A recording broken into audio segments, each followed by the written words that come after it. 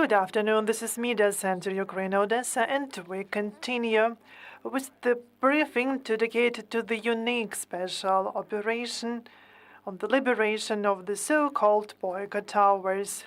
Is this really so important event for our country? And we will discuss this with our guest, Borys Babin, expert at the Association of Reintegration of Crimea. Good afternoon. Thank you very much for being with us today. Let us first discuss so-called Boyko towers. We should remind here that before the occupation of Crimea, that was the first stage of the Russian aggression. Ukraine had several sources for extraction of gas, etc., that were located between the Odesa coastline and the coastline of Crimea. Some of them were closer, some of these deposits were closer to Odessa than to Crimea, and that was the main base in the settlement of Chernomorsk, where Naftogaz Ukraine had the biggest production, and there was Chernomor Naftogaz that extracted gas condensate on the territory of Crimea on the shelf of the Black Sea, and there were small deposits, and the big deposits were on the shelf of the Black Sea. The whole infrastructure was connected to the Crimean pipelines. In 2014, when the Russian authorities, criminal Russian authorities, occupied Crimea, they occupied not only the property of Chernomor Naftogaz, but the drilling rigs and the equipment, and Russian soldiers, Russian army used that. As for 2014, 2015, the whole system was controlled by occupiers in the Black Sea. In the Azov Sea, Ukraine had control over small deposits near Rybatskoye Strait. And in 2016, the proceedings were initiated. There was the claim to international arbitration as for occupied property. That was also the national proceeding, criminal proceeding that was investigated by investigators in Odesa, if not mistaken. And actually, there was one more proceeding with regard to the agreement between Ukraine and Russia for investment, and that was the decision. And concluded, and aggressor tried to make appeals. And we have the claims from Naftogaz that this money could be levied from the frozen Russian assets. And when I was the representative of the president in Crimea in 2016, we worked with this issue, and actually we went to the sea near these rigs. We saw that they were controlled by the Russian army. And back then, we recorded the so-called Green Man. That was rather funny, because our visit was really unexpected to them, and we recorded that we prepared the documents like an evidence that they were occupied by Russia as a result of the Russian aggression. So there is commercial arbitration led by Naftogaz, and we have interstate big case which is led by Ukraine as for the violation of the UN Convention on Maritime Law. And that was the interstate claim. This is the background information. Do you have information about the amount of gas stolen by Russians while those Boyko towers were under occupation? We do not have specific numbers, trustworthy specific numbers, but till 2022, occupiers continued extraction. And amounts were the same as Ukraine had before 2014. And here we should also speak about the significance of these towers for the occupier. That was small troops that allowed radio reconnaissance and the sabotage activity in the sea water of the Black Sea. And these towers closer to Odesa than to Crimea, like around several, like 100 kilometers from Odesa. And why this pipeline system is connected to Crimea? Because gas was extracted in Crimea, but they exhausted big deposits which are used as to store gas, like Lebetsky gas storage. And this system used to be connected to the general system of gas pipelines of Ukraine. After 2014, the situation is different, but occupiers constructed two illegal thermal power stations, Balaklavska and Tavriska, and in 2017 they constructed that as the main tool to supply their garnisons in Crimea. So they had their own energy generation, and it is connected to the gas from the mentioned deposits.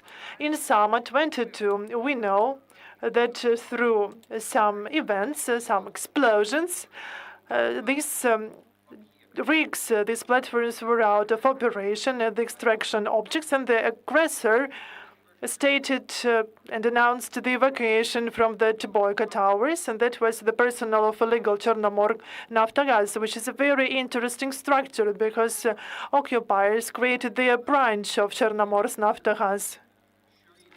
And back they had some specific turners and skips. So-called Mr. Besler was involved in those processes, if you remember him, and he was the head of security service of that fake structure of Chernomor Naftogaz. And also the criminal head was the sister of Poklonska, which is also well known to us. So in 2022, they were no longer in control of that enterprise. They could not continue extraction. They still pump gas from the Azov Sea, but that amount is not enough for the mentioned thermal power station. And now they're trying to reconnect Crimea to use gas from Russia, from Gazprom, and for energy generation for the military complex. We should also remember that in Crimea there is a huge fuel crisis at the moment because the fuel is used at the front line. This is diesel. First of all, the railways controlled by the aggressor are overloaded with the military equipment, and there is not enough space for civilian transportation. These are, so to say, objective reasons. But in Crimea, there is one more crisis because their own generation of the gas used for vehicles for transport is no longer possible because they cannot continue extraction of the Black Sea gas. So that's why the population has to use now petrol and diesel, and they need to reserve this fuel for the so-called civilian sector, and they cannot supply needed amount to the front line. So there is the huge demand of fuel in Crimea. Yes, it's already there, and this is good symptoms for us because this logistics deficit is the predecessor of enemy's failure. As for the gas extracted, did they use it on the Crimean territory or did they sell it somewhere? And Crimea has been occupied since 2014, and we have numerous records of the gas carriers calling Crimea ports, so we cannot exclude that.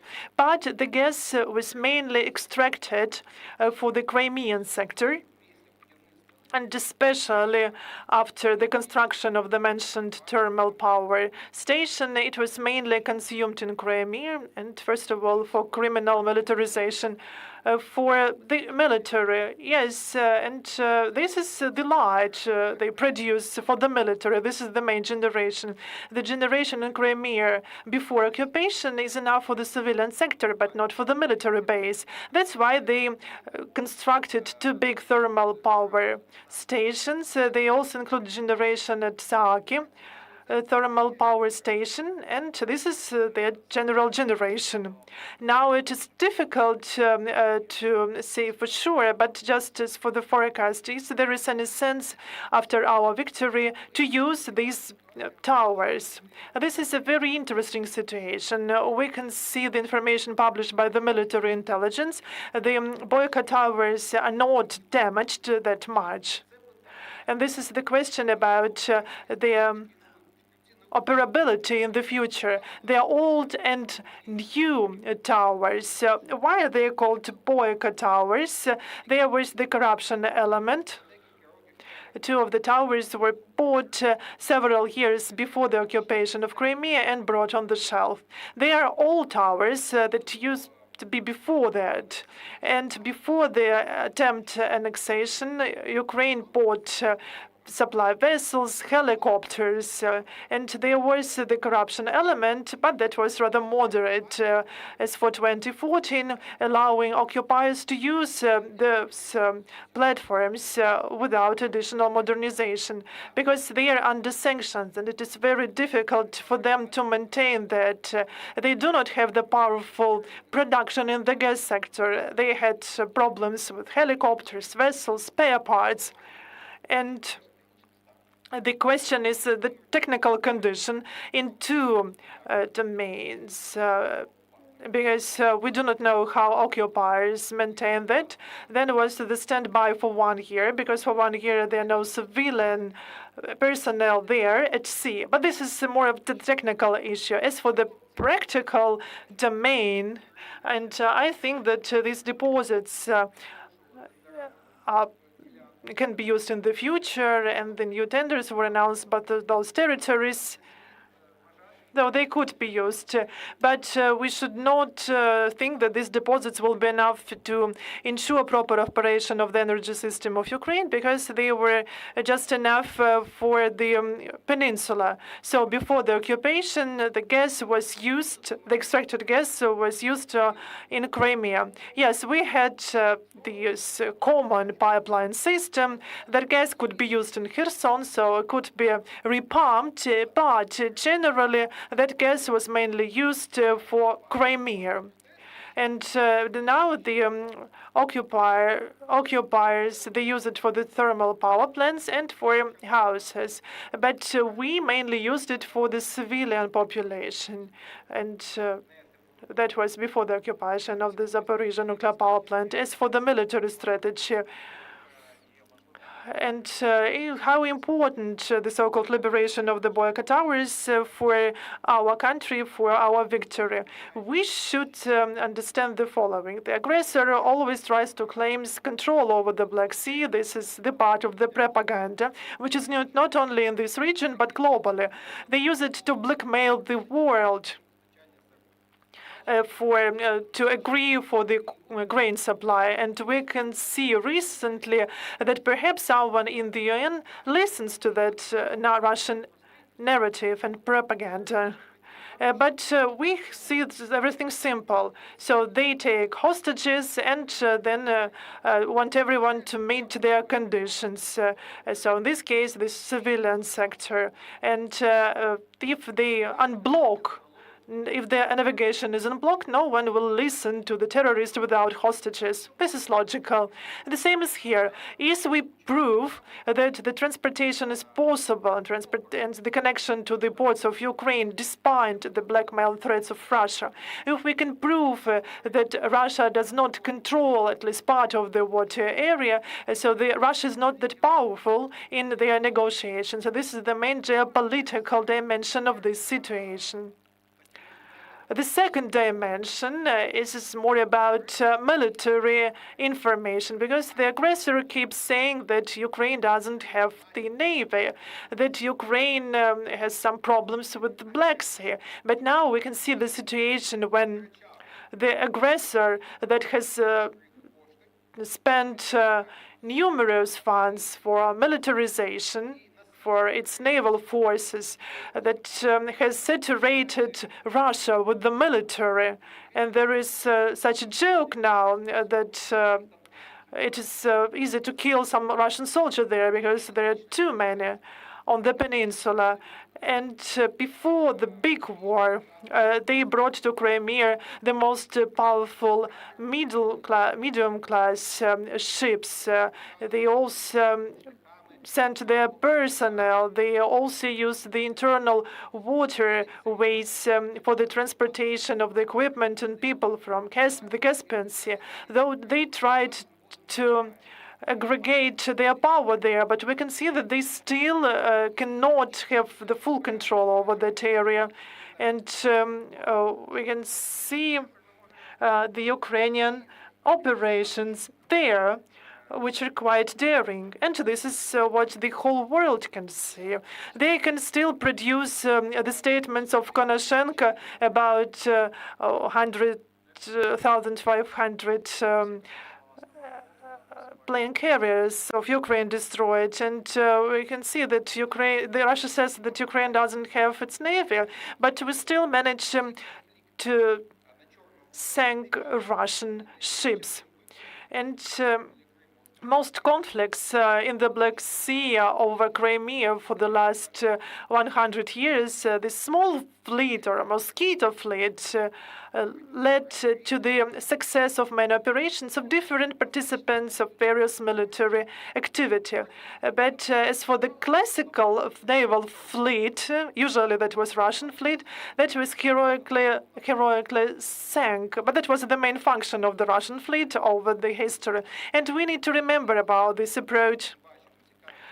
Recently, we've seen some interesting stories from Tarkhankut and the modern events related to Boyko towers proves that this small mosquito Cossack fleet, classical fleet, proves to be very effective. This is the Black Sea strategy, which is efficient.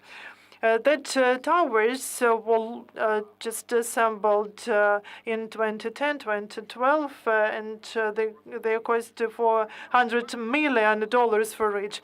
But we are discussing here the new towers because there's a long story with old ones, Crimea 1, Crimea 2.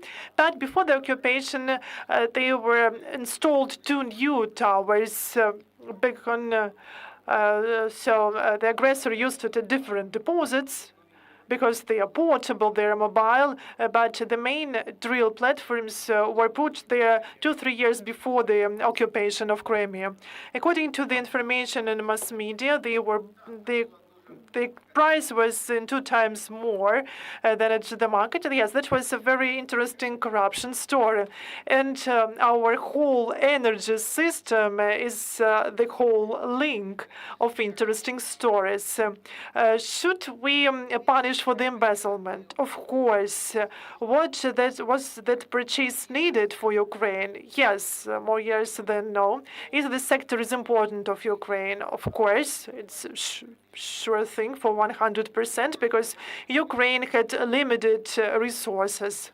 And with that towers were able to cover the whole region, which was very needed. And Chernomorsk-Naftogaz, apart from extraction on the shelf of the Black Sea, provided services to the third countries as for maintaining drilling rigs. That was a significant source for Naftogaz in terms of revenue. Back then, they spent 800 million. Could Ukraine spend that money back then? I see no problems in this amount because the amount of extracted resources just ensure a significant return on investment. Of course, that was a crime if they bought it for the amount in 2 times bigger than the market price. But we needed that rigs. I just want to understand, did we that if there was a need in that, or could we wait? Of course, that this is the question of the development. But actually, we could buy even more because to the south from the Kerch Strait, there is a very good deposit area. But the problem is that it is not far from the waters of the aggressor country, and they just blocked our activities there. So there was the constant blackmail from Russia. That's why drilling never started there. I think that after the victory, it is a very important question. We should come back to the question of extraction and drilling in that area, because this is a promising area. I am not an expert in that area in terms of other deposits. I'm not sure that we have unknown deposits closer to Odesa in the north of the Black Sea. Perhaps it is possible, and we see that recently Turkey has announced that they opened more deposits deeper than in Ukraine, significant deposits, and according to Turkey, they can cover their need of the gas. But that was a week before the presidential election in Crimea, so we should remember about that when it comes to scrutiny of that information. But the fact that this is a scientific fact that they were able to find something there, and that is deeper than we extract in Ukraine, because in our case we extract up to 100 meters. So if we have equipment to work deeper between Romania and Crimea, and perhaps we can find something. And by the way, Romania has started active gas extraction on their part of shelf. So it is all promising. Do we have any benefits for Odesa when it comes to liberation of the Boyko tower? We have now the statement of the military intelligence and the naval forces of Ukraine, and returning these towers to our control improves the situation, because there was the equipment needed to the aggressor to control that area. I cannot say here about the shelling of the coastline and of Ukraine and inland Ukraine, and as for the possibility of used ships by Russia, and they try not to get to that area. They keep their ships closer to the south between Bulgaria and Turkey. And actually there is one more component, air component. It is possible to control the whole water area of the Black Sea when you control area, and all these talks of the leadership of Ukraine about jets, and we can see some more significant changes. But here I would like to focus on a very important fact. The military intelligence showed in their video how they saved their colleague who spent half a day in the Black Sea. And as we can understand, that was in the period from July to September. So the water was not that cold, but still that is the sea, and they managed to rescue his colleague. But I would like to say that last year, when Russia were in more control of the water area, they actively used aircraft over the sea. They were more active than now, and their aircraft was dawned over the sea. For example, when jets were damaged over the Kherson Oblast, and they just got to the Black Sea. And there were several cases when their pilots got into the sea, and that was in summer, autumn last year. But Russia never could have effective rescue operations. All those pilots died in water. So they could find them like in 2 or 3 days, but as dead bodies. And they were buried in Novofedorovka in Crimea. And Novofedorovka, as Belbek, is the key aerodrome for their aviation. And you can see the contrast.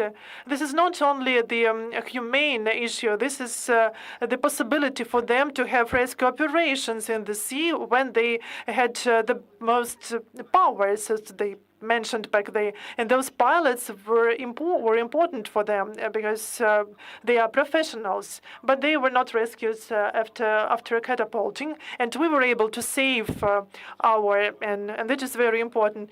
Thank you very much. Borys, for being with us today. Thank you very much for your professional expertise. That was Borys Babin, the experts of the Association of Reintegration of Crimea, and we discussed unique special operation of the military intelligence to liberate so-called Boyko towers.